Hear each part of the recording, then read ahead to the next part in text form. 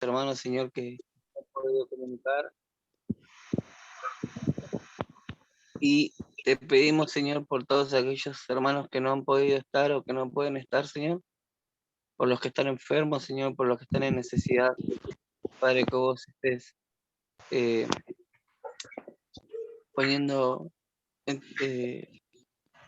ganas, Señor, en sus vidas, Señor, para salir adelante, que puedan recurrir a vos, Señor, en estos momentos, que pongas la salud, Señor, en aquellas personas que hoy la están necesitando.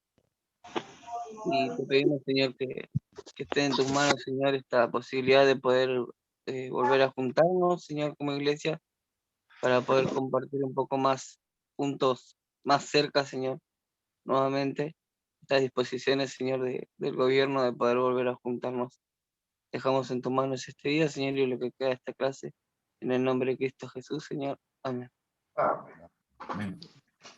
Bueno, Dios mediante, el domingo que viene, dice que hasta un 30% de aforo no podemos juntar. Así que esperemos que esta semana los contagios y tristemente los fallecimientos no aumenten.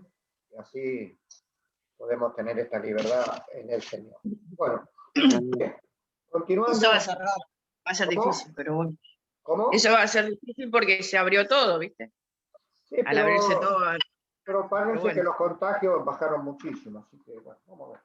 Ojalá que continúen vacunando y eso también va a ayudar a que esto se pare un poquito. Bueno, más allá de eso, nosotros estamos con nuestro estudio importante que tiene que ver, como ya lo venimos diciendo, la acción del Espíritu Santo en la iglesia y especialmente en el libro de los Hechos, como hemos analizado ya el domingo. Y el día de hoy vamos a ver el Evangelio ya cuando sale de Jerusalén, ¿no? Y en este caso específico, cuando va a Samaria. Y recordamos en Hechos capítulo 1, verso 8, el Señor les dice, vamos ahí a detenernos solamente en dos palabritas para ir reforzando lo que en nosotros se tiene que establecer como un principio. ¿Qué quiero decir con esto? Quiero decir que hay cosas que nosotros las tenemos que tener muy asimiladas. Entonces, más allá a veces de la lectura, de la oración, tienen que quedar guardadas en nuestro corazón, en nuestra mente, para traerlas siempre a reflexión sobre eso. Y dice ahí en 1:8, ¿no? Pero recibiréis poder cuando pero recibiréis el poder cuando haya venido sobre vosotros el Espíritu Santo. Qué interesante, ¿no? Que el poder que iban a recibir todos los discípulos tenía que ver con el descenso del Espíritu Santo. Más allá de las cualidades personales de cada uno de los discípulos. Esto ocurrió como vimos el domingo pasado, en Pentecostés, ¿no? Ese día el apóstol Pedro, cierto hombre sin letra, estableció una palabra firme, profunda, poderosa, para que por la gracia y la obra del poder del Espíritu Santo, este hombre, siendo solamente un pescador, se transformó en un evangelista, en el cual ese día como 3.000 personas convirtieron al Señor. Así, ¿esto qué nos habla? Esto nos habla no de las características de Pedro, las características humanas, de palabra o de algo que tenga Pedro, sino del poder humano. Y sobre esto tenemos que hacer énfasis. Cuando el Espíritu Santo toma una persona, alguien tiene abierto el micrófono y se escuchan las cosas. Si lo puedes cortar, va a ser fácil. Decíamos entonces que lo importante está allí, en el poder y en la manifestación del Espíritu Santo. Cuando toma a un hijo de Dios, a un siervo, a una persona, a quien sea, lo capacita y le da una característica especial y un poder de lo alto para realizar estas cosas. Por eso dice allá en 1:8, y recibiréis poder.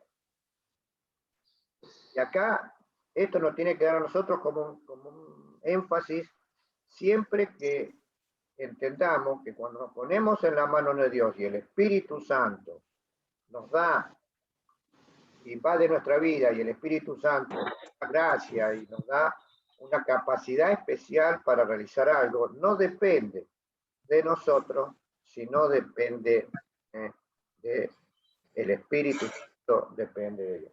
Vamos a ver un segundito, voy a poner un poquito más de luz.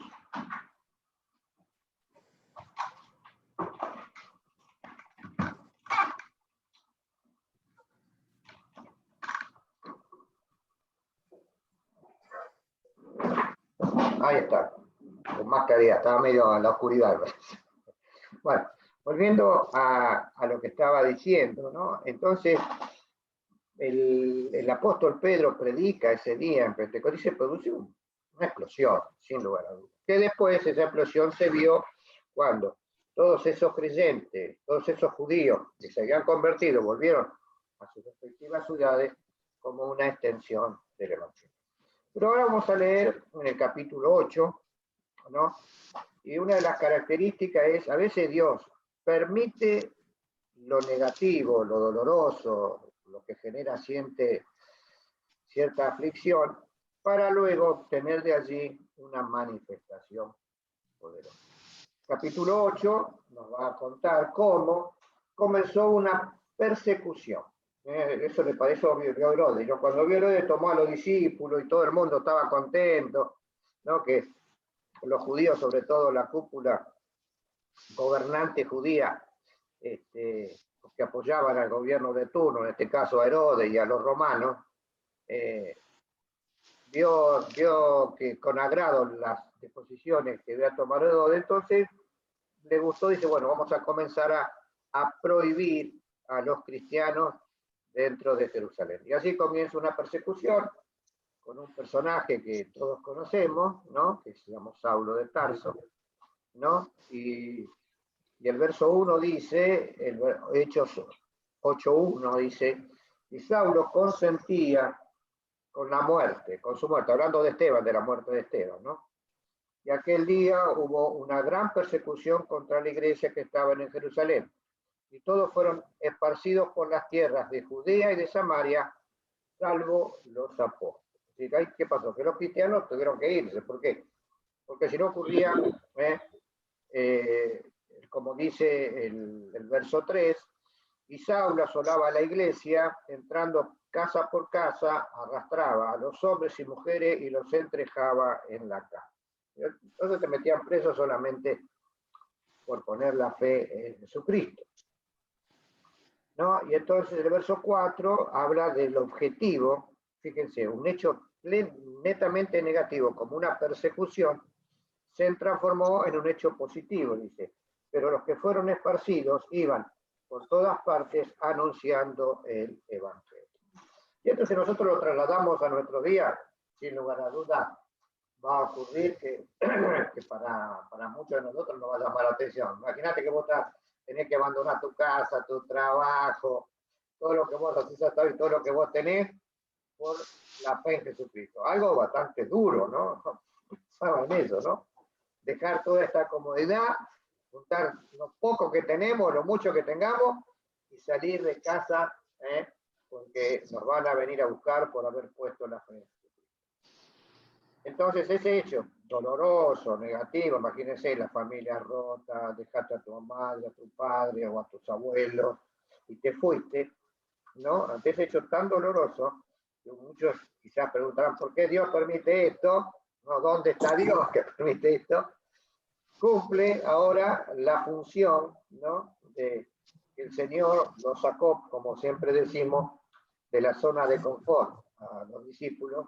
Y entonces, al permitir esta persecución, ¿qué pasaba? A donde iban los creyentes que habían sido imbuidos por el poder del Espíritu Santo, y el poder del Espíritu Santo, muchas veces nosotros pensamos en las acciones milagrosas, ¿no es así? Pero quizás el poder más importante del Espíritu Santo, ¿cuál era? Era el espíritu de evangelismo que tuvo la iglesia primitiva. Por eso dice el 4, ¿no? Pero los que fueron esparcidos iban por todas las partes anunciando el evangelio. Y aquí aparece un personaje.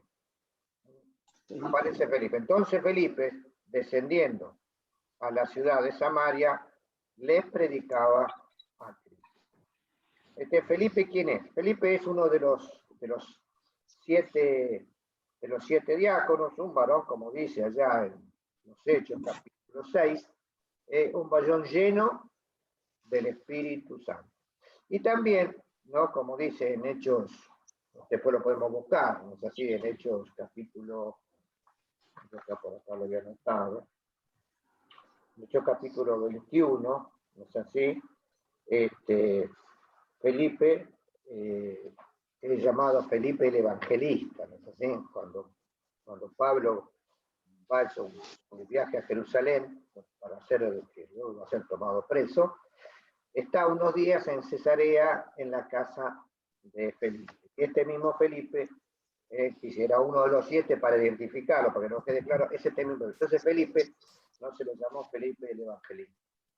¿Por qué?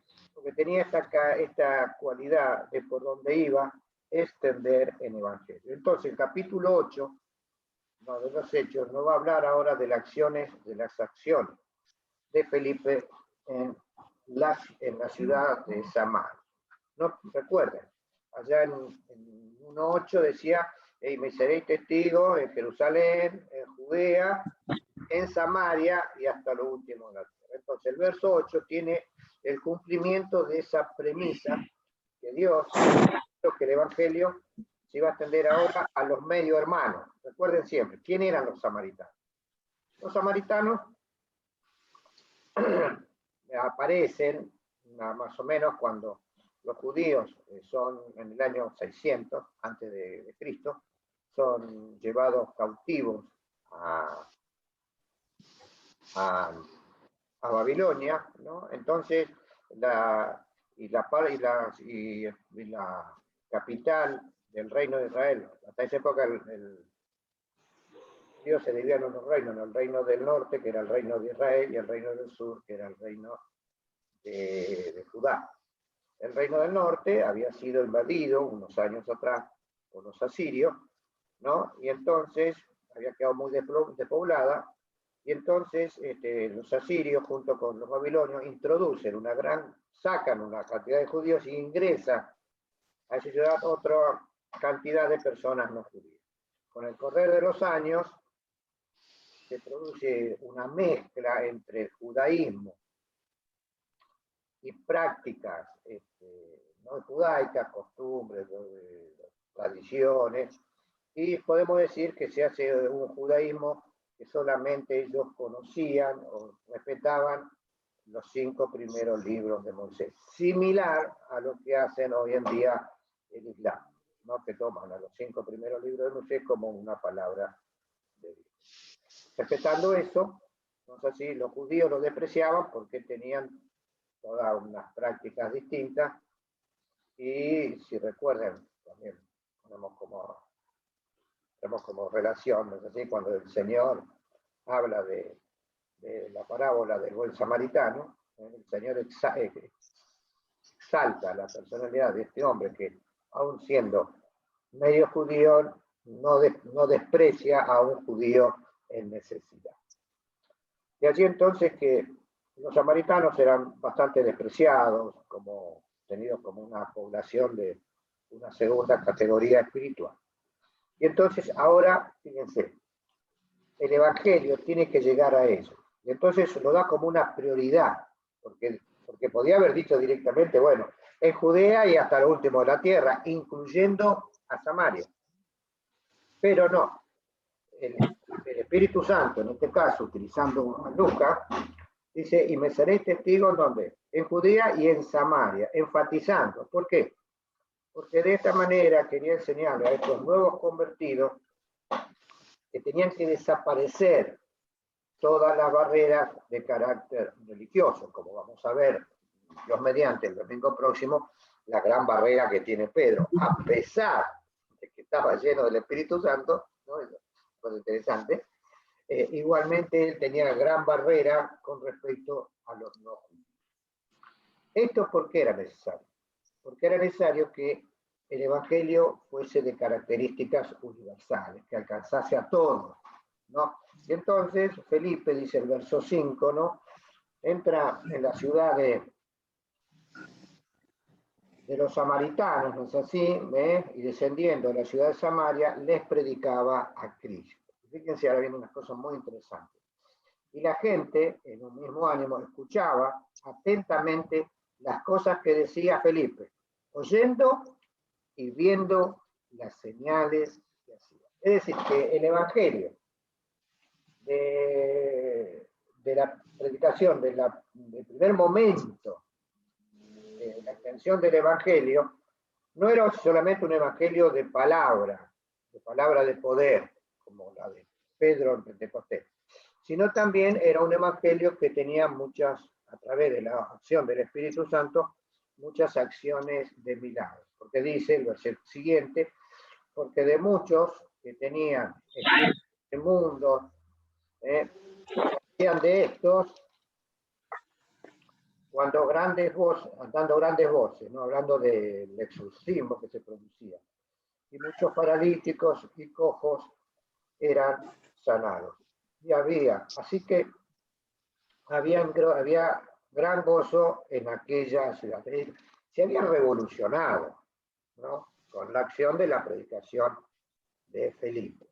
Felipe, sin lugar a dudas, al ser un hombre lleno del Espíritu Santo, tenía estas características de poder en la palabra y también el Espíritu le da poder para realizar mucho más. Y ahora vamos a hacer un paréntesis para tratar, hay una historia que acá le da bastante importancia a todo el capítulo 8, pero nosotros no vamos a hacer énfasis en esa historia porque a nosotros nos importa lo que venimos siendo el hilo conductor es la acción del Espíritu Santo, ¿no? Pero vamos a hacerlo referencia para que a todos nos quede claro, ¿no? Aparece allá un hombre, un tal Simón el mago, que era, podemos decir, un charlatán. Es así, que más allá de charlatán tendría algunas artes oscuras, ¿no es así? Algunas artes de carácter demoníaco, porque hacía milagros y trataba de embaucar a toda la gente haciéndose pasar como un gran hombre de Dios. Lo vemos rápido, si alguno tiene una duda, por supuesto, consulta y lo entendemos, ¿no? Así, el verso 9 dice, pero había un hombre llamado Simón, que antes ejercía la magia en aquella ciudad y había engañado a la gente de Samaria, haciéndose pasar por algún grande. A este oían atentamente todos, desde el más pequeño hasta el más grande, diciendo, este es el gran poder de Dios. Y le daban a este hombre asignaciones que tenía poder de Dios. ¿Es así? Y estaban todos atentos, porque con las artes mágicas había engañado a muchos. Pero cuando creyeron a Felipe, que les anunciaba el Evangelio del Reino de Dios y el nombre de Jesucristo, se bautizaban hombres y mujeres. Claro, se le acabó el negocio, ¿no? Cuando vieron el testimonio de Felipe, sin lugar a dudas, habla de alejarse de todo paganismo, de idolatría, de las acciones mágicas, de creer en todo tiempo de tener horóscopo y todas esas cosas a veces que la gente cree, ¿no? Que no tiene que ver con Dios, ¿no? A este hombre medio como se le acabó el negocio, ¿no es así? Entonces empezó a preocupar. Y entonces no solamente, interesante, no solamente creían, sino que también, como dice ya el final del capítulo 2 de la predicación de Pedro, y los que creyeron fueron bautizados. Entonces también Felipe bautizaba seguramente a todos aquellos que creían. Es decir, el bautismo estaba asociado siempre a la conversión y luego sería el bautismo constante. Y fíjense, el verso 13 dice, también creyó Simón, el mismo, habiéndose también creyó Simón mismo. Y habiéndose bautizado, estaba siempre con Felipe, viendo las señales y grandes milagros que hacían y estaba atento. Claro, imagínate, que hacía todo chanchullo, ¿no? Cuando vio a un hombre que había realmente el poder de Dios, estaba ahí deslumbrado, ¿no es así? Y creyó. Y entonces vamos a ver que esta es una media conversión. Es interesante, después analizarlo, ¿no? Esas conversiones que tienen que ver con un cambio profundo, sino una conversión que tiene que ver con los hechos externos. Muchas veces ocurre a personas que cuando ven una obra de Dios creen, pero creen a través de la obra y no creen por la acción y obra del Espíritu, de la predicación y la conversión a través de la confesión, del arrepentimiento. ¿Es así? Y es una conversión que tiene que ver más con la acción externa que con un cambio profundo. Tengamos esto ahí atento porque vamos a verlo por lo que sigue. Bueno, ¿qué ocurre ahora? La acción de Felipe llega a Jerusalén. ¿Eso sí? Llega a Jerusalén y entonces allí en Jerusalén, ¿qué pasa? Los apóstoles, es interesante, los apóstoles escucharon, ya vemos que los apóstoles eran cuerpos colegiados. No es como después de la tradición pasó que Pedro era el apóstol más importante o el apóstol mayor, que después la Iglesia Católica lo hizo. No, no es así, bajo ningún punto de vista. Dice el verso 14, y cuando los apóstoles que estaban en Jerusalén oyeron que Samaria había recibido la palabra de Dios, enviaron allá entonces ¿a quién? A Juan y a Pedro, o a Pedro y a Juan. Es decir, Pedro y Juan ahora son enviados por los apóstoles, pero aparentemente, por lo que dice el texto, sin lugar a dudas, el poder no era de Pedro sobre los demás, sino que entre todos hacían un cuerpo colegiado, sin lugar a dudas, y determinaron, bueno, vamos a mandar a ver qué es lo que pasa en ese lugar. Es interesante. Es interesante ver esto desde un punto de vista como institución, como la iglesia naciente. Si la iglesia tenía que ver que lo que pasaba en ese lugar era una manifestación de Dios y no otro tipo de manifestaciones, como después a través del libro de los Hechos ustedes lo pueden ver, que muchas veces la iglesia en Jerusalén ejerció a modo de, podemos decir, de supervisión. ¿Para qué? Para que las prácticas cristianas no se fueran del lugar, como ocurre en los capítulos 13 y 14, ¿no? De lo que ocurre en la iglesia de Antioquía. Eso sí, después en el capítulo 15, la asamblea de Jerusalén. No, pues léanlo con su casa y bueno, si tienen dudas, pues no. Cuando llegan allí, acá vemos lo interesante. Cuando llegan allí, dice los cuales habiendo venido, el verso 15, los cuales habiendo venido, oraron por ellos para que recibiesen el Espíritu Santo, porque aún no había descendido sobre ninguno de ellos, sino que solamente habían sido bautizados en el nombre de Jesús. Aquí hay una distinción clara. ¿Cuál es la distinción clara? Que habían recibido la palabra, habían puesto la fe en Jesús, pero todavía no habían experimentado la llenura del Espíritu Santo. ¿Y qué nos referimos cuando decimos la llenura del Espíritu Santo? Nos referimos a las manifestaciones que ocurren en Pentecostés. Es decir, esa característica sobrenatural para llevar la palabra, algunos para tener visiones, otros para profetizar en algún sentido alguna palabra, o también para tener lo que después ocurre en la iglesia, que es este espíritu de evangelización de palabra de poder, con manifestaciones sobrenaturales, con milagros. Eso no había ocurrido todavía. Y es interesante, ¿no?, que los apóstoles eran conscientes de ello y se daban cuenta que había una diferencia entre creer solamente y experimentar la llenura del Espíritu Santo, que era una manifestación netamente sobrenatural. ¿Es así? Entonces, les imponían las manos, los apóstoles, ¿no? Y recibieron el Espíritu Santo. Y acá da como terminado, con un solo texto. No es como los otros textos, dice que hablaban en lengua, que hacían milagros y señales y todo ese tipo de cosas. ¿Esto qué nos quiere decir? Que la importancia es la llenura del Espíritu Santo para ser, como decíamos, y como significa, como ellos decían, que eran bautizados con el Espíritu Santo, es decir, que eran sumergidos en la gracia y en el poder del Espíritu. Esto es lo importante. Las otras manifestaciones, como el don de lengua, que después hizo tanto énfasis en esta parte de la historia reciente en la Iglesia, a partir del año 1900, con el movimiento pentecostal, yo no lo estoy criticando, solamente estoy detallando las características.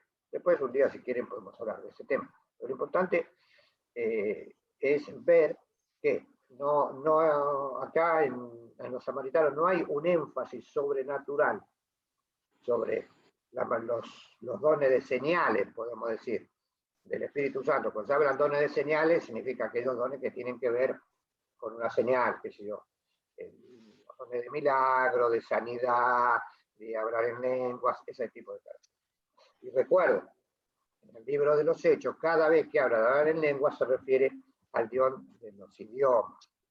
¿Por qué? Porque en todas las regiones había personas que hablaban distintos idiomas, porque imagínense, estaban los griegos, los romanos, los judíos, los árabes, ¿no? Entonces cada uno tenía un dialecto distinto, y entonces por eso muchas veces era necesario ese don de idioma, que después se distorsionó y se transformó en lo que hoy conocemos como don de lengua, que es otra manifestación totalmente distinta. Entonces les imponían las manos, es interesante, ¿no? Le imponían las manos y oraban. No era que la imposición de mano era un poder especial que tenían, pues así, los apóstoles, sino que los apóstoles eran solamente los transmisores de la acción del Espíritu Santo. Y era importante. Ahora, ¿qué cosa?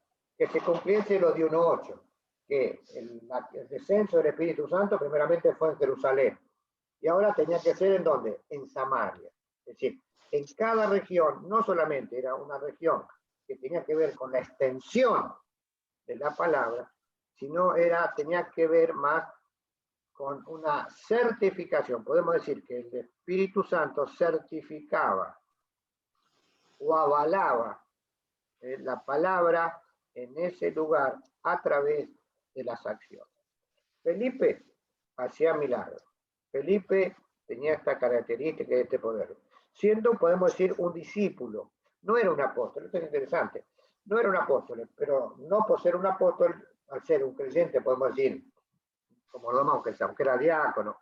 Diácono significa ayuda, no es un título jerárquico, ¿no? Aunque después, con el tiempo, se le dio título jerárquico, ¿sí? En la iglesia. Pero era una ayuda, era un creyente que se había entregado a Dios y que había recibido esta característica, este poder del Espíritu Santo, y entonces el Espíritu Santo lo tomaba y lo usaba. Después, cuando hagamos la conclusión, vamos a hablar específicamente. Y a partir de los versículos que continúan, ¿no? Vamos a volver a este personaje Simón, ¿no?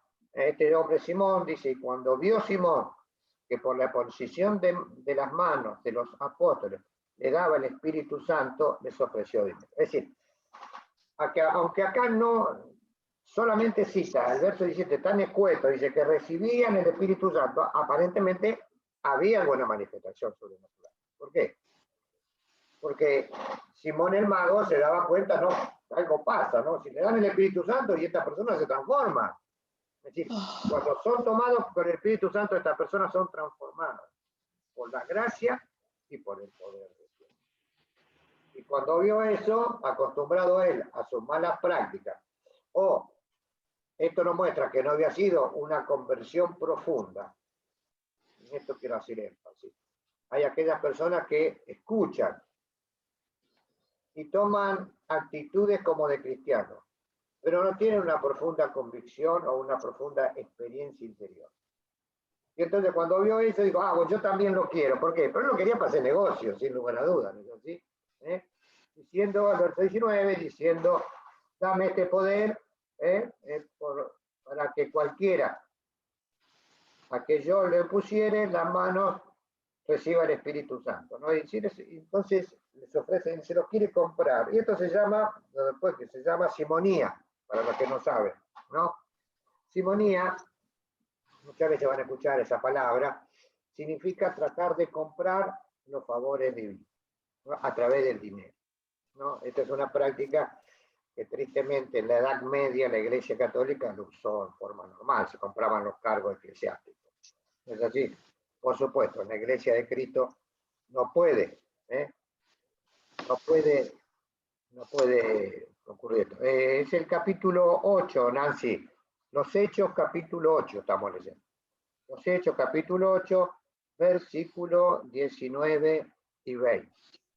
Y entonces vemos Pedro nuevamente, ¿no? Tomado por el Espíritu, Pedro totalmente que manifiesta el poder de Dios, es tu dinero, perezca contigo, y entonces lo castiga y le dice que es un incrédulo un poco más. ¿Sí? Y entonces el 22 dice, arrepiente pues de esta tu maldad y ruega a Dios que quizás seas perdonado en el pensamiento de tu corazón. No porque hiere amargura, bueno, todo lo que pasaba dentro de, claro. ¿Qué características? Cuando estamos tomados del Espíritu Santo tenemos lo que se llama, después, allá en 1 Corintios 12 y en Romanos 12, que hablan los dones del Espíritu Santo,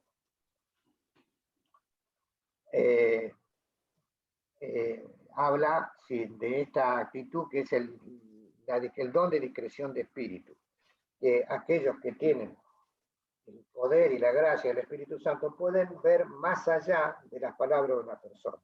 ¿Sí? Si pueden ver el interior, las intenciones. Y entonces Pedro, en esta actitud de un don del Espíritu Santo, discierne el corazón de este hombre, ¿no? Y entonces, Perdón, ¿puedo hacer una... Perdón, ahí sobre eso, perdón que te interrumpa, Ignacio. No, está bien, podemos avanzar, sí. Pero... Ahí Pedro cuando dice, tu corazón no es recto delante de Dios, acá en la Biblia mía tiene una referencia a un salmo, como que estuviera citando el Antiguo Testamento, Pedro, ¿no? Y evidentemente por la formación de Pedro fue una revelación del Espíritu Santo, que le hace digamos, enmarcar esa situación en un contexto de algo dicho en el Antiguo Testamento. Sí, ya, claro, sí, como vos decís, lo mismo Digo, Pedro no era Pablo en el conocimiento de la ley. No, ya Pedro era un pescador. Iría de vez en cuando a la sinagoga, no era una persona que había crecido, no, si bien tuvo 3 años con el Señor, y ahí aprendió sin lugar a dudas muchísimas cosas, porque Jesús era un conocedor sin lugar a dudas del Antiguo Testamento y durante 70 años recibieron un adoctrinamiento. ¿No es así? Pero vemos aún, y otra cosa interesante, ¿no? Para traer a cuenta ahora, fíjense lo que dice el 24. Todavía no vieron las personas que confían en sus líderes, ¿no? Más allá de confiar en el Señor. Entonces, respondiendo, Simón dijo, rogad vosotros por mí al Señor, para que nada de esto que habéis dicho venga sobre mí. Fíjense, en vez de tener una relación íntima con el Señor, ¿qué le dice? Oren por mí. Tristemente, esa para mí es una mala praxis. ¿Sí? Esto no significa que no oremos por las personas. Yo no estoy hablando de aquel que ora. Estoy hablando de aquel que tiene la actitud de que un líder religioso le resuelva su problema espiritual. A veces es medio duro en este sentido, pero bueno, en mi opinión. Después si alguno opina en contrario, bueno, lo podemos discutir ahora, ¿no? Tenemos un poquito de tiempo. ¿A qué me refiero? Me refiero a eso, que a veces en vez de ir nosotros al Señor a confesar, decir, bueno, óreme pastor para que yo me sane, óreme pastor para que yo haga esto. Acá tenemos esa referencia. Este hombre que sin lugar a dudas no había tenido una experiencia espiritual profunda. ¿Por qué? porque él veía todo el negocio, lo que pasaba, claro, veía un poder distinto a lo que él tenía. Este hombre seguramente haría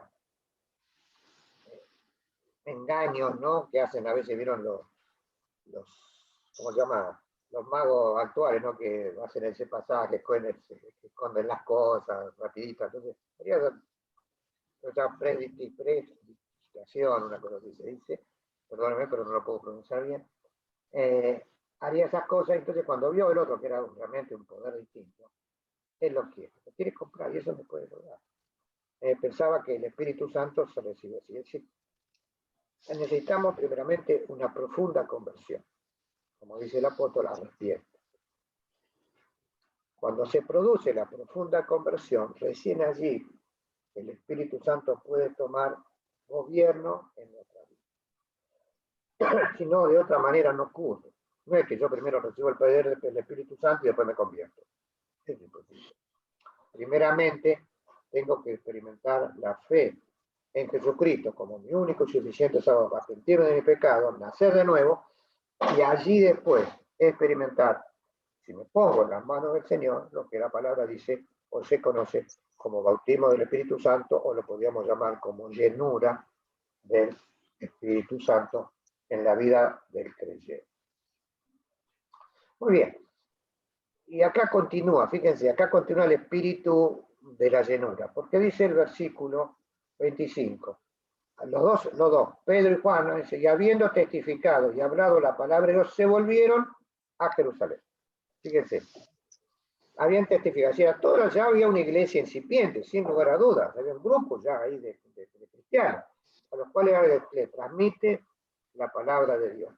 Pero no se volvieron como les habían mandado, sino que pasaba, como dice el verso 25, y en muchas de las poblaciones de los samaritanos anunciaron el evangelio. Y esta es la característica de la iglesia que crece. A donde iban, anunciaban. A donde iban, con poder de Dios, predicaban la palabra de Dios y la gente se convertía. Uno de los, como se acuerda, yo algo dije la semana pasada, ¿no? Cuando hablaba de esa persona que a ver si tenía el poder, ¿qué pasaba? La gente se convierte. Entonces, una de las señales que un predicador que tiene la unción de Dios o la llenura del Espíritu es esta, que genera la conversión. Si que Dios lo utiliza, no es que tiene poder en sí mismo, sino que el Espíritu lo usa para que las almas sean conmovidas y acepten a Cristo. Entonces tienen ese espíritu evangelístico. Y ahora vamos a detenernos un momento que nos queda en la persona de Felipe, ¿no? ¿En qué sentido? En cómo el Espíritu Santo obra en Felipe.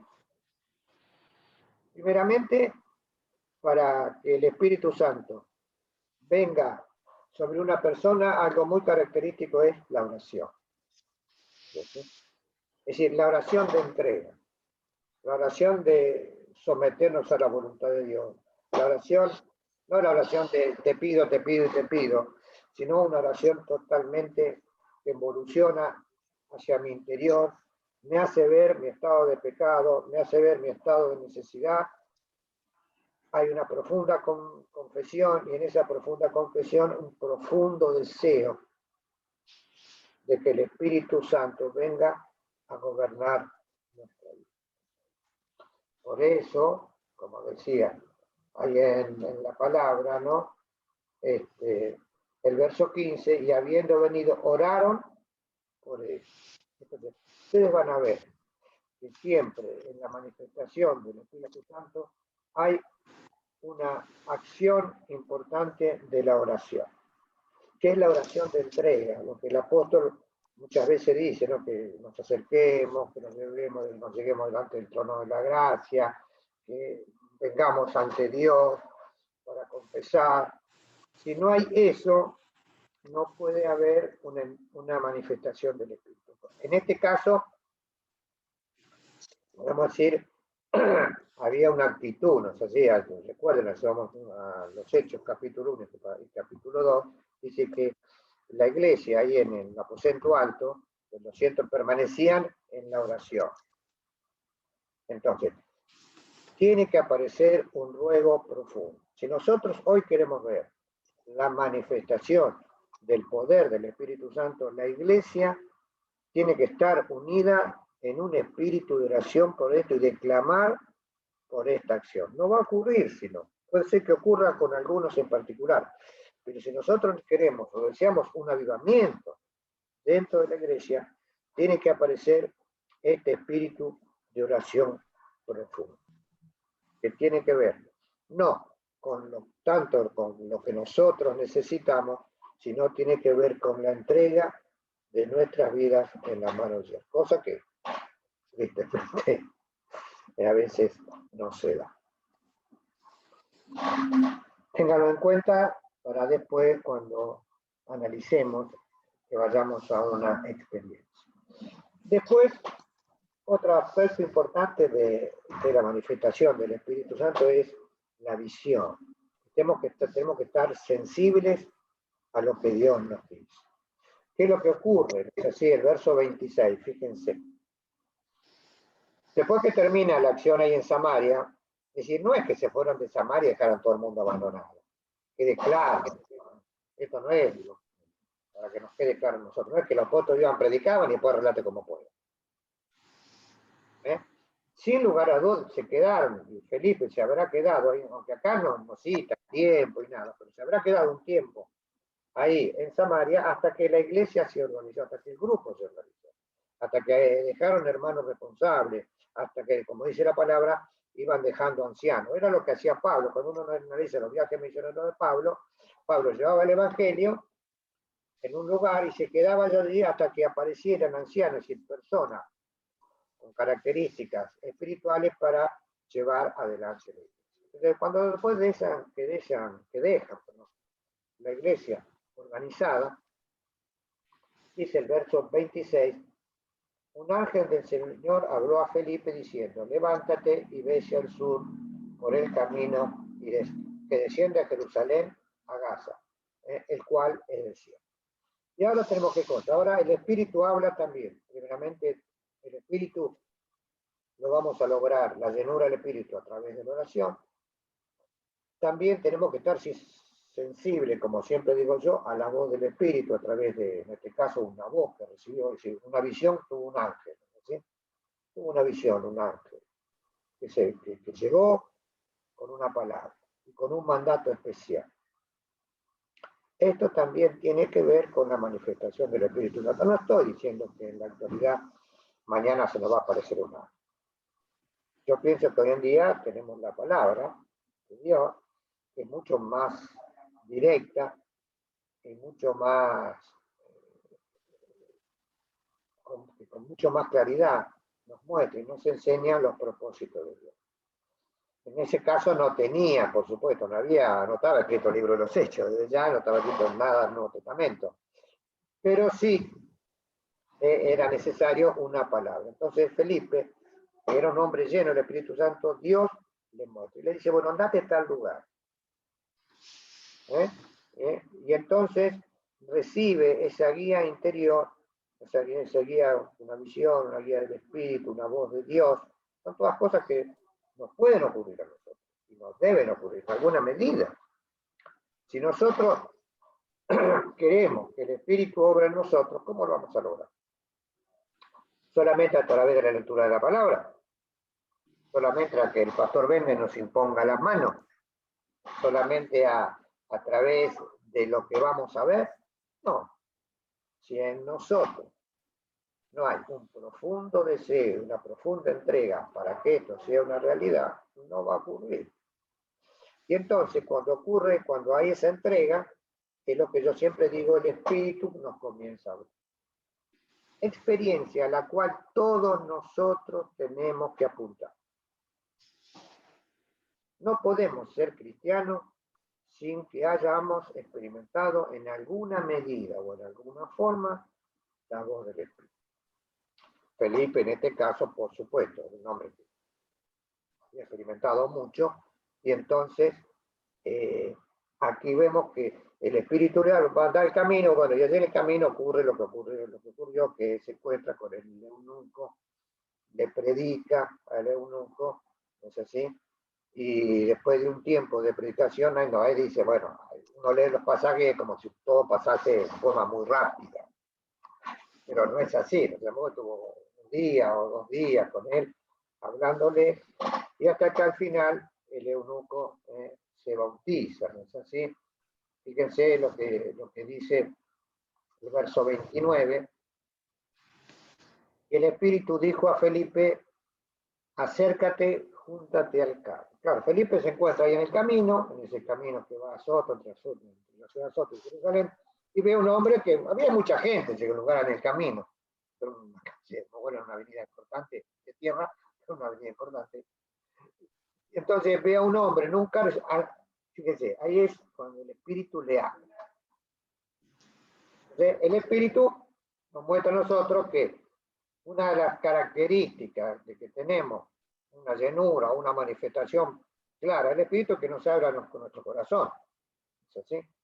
Y entonces le dice a Felipe, aquel, y entonces Felipe dice, fíjense, interesante, ¿no? Cómo entra en contacto, ¿no? No es que vengo a traer la palabra de Dios, no, dice, entiende lo que lee, y ahí comienza a decir, buscó de alguna manera de acercarse a este hombre, y entonces allí es cuando Felipe establece esa relación, predica, este hombre se convierte, ¿no es así? Y quizás, no, allá en Etiopía vieron dónde es, ahí queda en la margen oriental, ¿no? En el este de África, no es así, ahí hay una comunidad cristiana muy importante, siempre hubo una comunidad, así como una comunidad de judíos, hubo una comunidad importante cristiano. Muchos dicen que la comunidad de judíos viene de la época de Salomón con la reina de Saba, y muchos también dicen que la comunidad cristiana viene de este eunuco que llevó el evangelio a ese lugar. Puede haber sido así, porque sin lugar a dudas lo llevó, ¿no? Así, porque era una persona que leía el Antiguo Testamento, ¿no? Entonces, en alguna medida, podemos decir que tenía una raíz judaica. ¿Sí? Sí. A la semana me la pasé buscando a ver si había cristianos en Etiopía. Sí. Porque no sé qué. Estuvimos mirando un documental sobre la necesidad que hay en ese lugar por el tema del café y todo, cómo explotan a ese pueblo. Y yo digo, debe haber cristianos en ese lugar actuando, porque hay un familiar que quiere donar para esa zona, quiere donar para esos chicos que la están pasando muy mal. Y digo, debe haber cristianos. Le pregunté a Mercedes también por dónde está. Sí, es muy sencillo. Entra a Misión Internacional, a las misiones internacionales, todas las misiones, sin lugar a dudas hay cristianos en Etiopía. Hay diferentes manifestaciones de cristianos. Sí, diferentes manifestaciones, que habrá cristianos ortodoxos, habrá cristianos católicos, habrá cristianos evangélicos, habrá misiones de evangelización, hay mucha acción evangélica. ¿Por qué? Porque Etiopía no es como muchos de los países africanos donde hay persecución por el Islam dentro de Etiopía. Muy bien, puedes buscarlo. Si no, bueno, yo me fijo algo, si yo encuentro algo, también te voy a ayudar y para que esta persona pueda enviar. Justo el trabajo práctico que estaba haciendo Axel, que se llama Oro Negro por el tema del café, los granjeros oraban, hermoso oraban, en el medio de la pobreza y de la nutrición y del hambre, las necesidades básicas no cubiertas. Eso era en el 2014, esa película, ese corto, pero ahora debe estar aún peor la situación, no creo que mejore. Y no sabemos. Sabemos sí que Etiopía es un país, como todos los países africanos, con muchas necesidades, ¿no?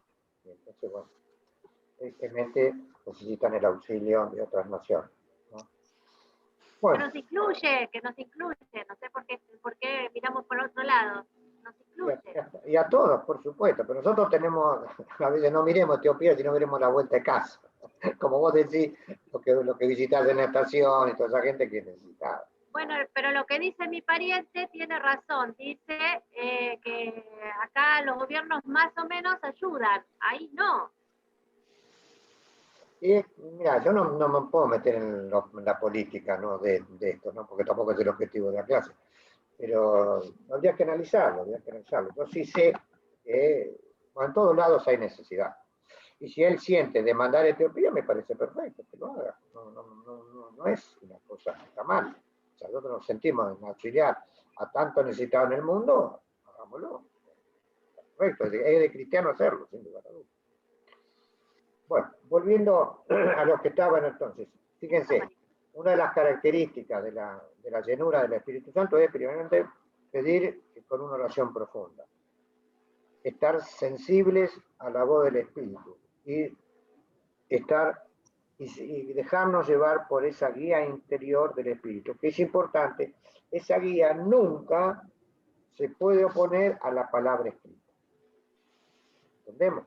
Es decir, el Espíritu Santo no nos puede manifestar cosas que sean contrarias a la palabra o a la vida. Tristemente, hoy ocurre en todos estos movimientos, que yo llamo pseudo cristianos, si pseudo significa parecen cristianos, pero no son cristianos, en los cuales hay todo este tipo de hechos proféticos y acciones, y todo, y uno la ve y dice, ¿esto de dónde lo sacaron? Y que dicen que el Espíritu Santo se lo reveló. Y si se opone a la palabra, sin lugar a dudas, no es del Espíritu Santo. ¿Por qué? Porque el Espíritu Santo no va a ir en contra de la palabra. Esteban experimentó eso. Por eso dice al final, ¿no? El versículo ¿no? Y cuando subieron del agua, el Espíritu del Señor arrebató a Felipe y el eunuco no le vio más y siguió gozoso. Pero Felipe entró en Azoto, en la ciudad, pasando, anunciaba el Evangelio en todas las ciudades hasta llegar a Cesarea. Y como decía, acá en Felipe vemos un hombre entregado a la acción del Espíritu Santo. Y el Espíritu Santo obró grandemente sobre él. Es interesante cuando uno lee allá en Hechos, capítulo 21, ¿no es así? Cuando habla que el apóstol Pablo, cuando va a Jerusalén, se queda en la casa de Felipe, ¿no? En Cesarea, haciendo referencia a este Felipe, habían pasado, bueno, yo calculé más o menos los años, desde el año 35, 36 al 57, más de 20 años. Y en más de 20 años, Felipe continúa con su acción evangélica. Vemos entonces en este hombre una persona en la cual el Espíritu Santo obró en forma permanente. Y entonces lo utilizó para abrir la puerta del Evangelio, y luego también Pedro es el que termina, podemos decir, con la evangelización en Samaria, mostrando la acción de amor y de transformación que había en los cristianos. O sea, los cristianos no odiaban a sus vecinos, sino que incluían a todos sus vecinos. ¿Por qué? Porque el testimonio de Cristo era amar a todos. Y la acción que tiene que tener el cristiano, la obra del Espíritu Santo generoso, quitó las barreras. La barrera de nacionalidad, la barrera de carácter religioso, la barrera de carácter étnica. Cosa que tiene que manifestar el cristiano. Y Felipe, lleno del Espíritu Santo, hizo todas estas cosas. Nosotros vamos a apuntar siempre en todas estas clases para que cada uno vaya pensando en esto. ¿Podrá el Espíritu Santo obrar en forma poderosa en mi vida?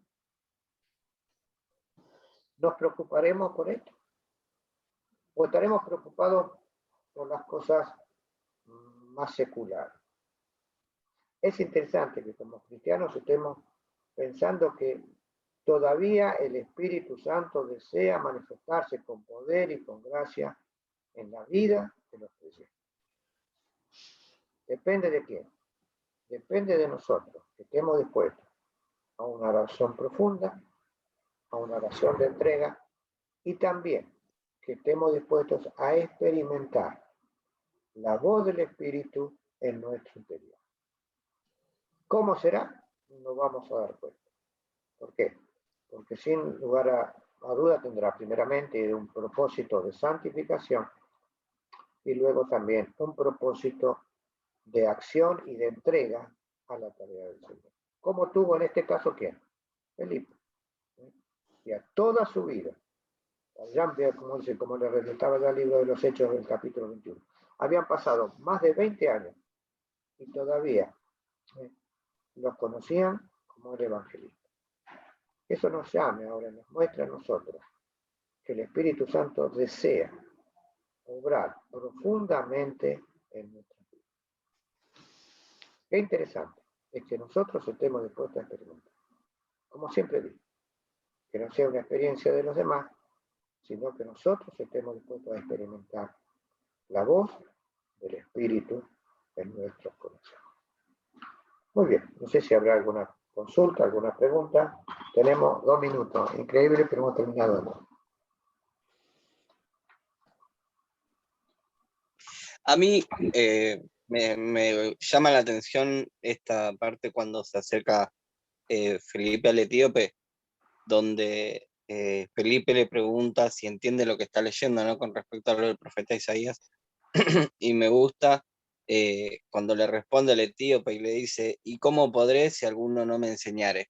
Me llama la atención porque me ha pasado mucho de hablar con gente que no se atreve a leer la palabra, porque yo siempre pongo como ejemplo la relación que yo mantenía con mi hermano Julio, porque él me decía, yo leo, pero no entiendo nada, o por ahí buscaba que alguien le leyera porque él no veía bien. Me dice, no entiendo nada, por eso no me gusta leer. Y a veces digo, ¿no?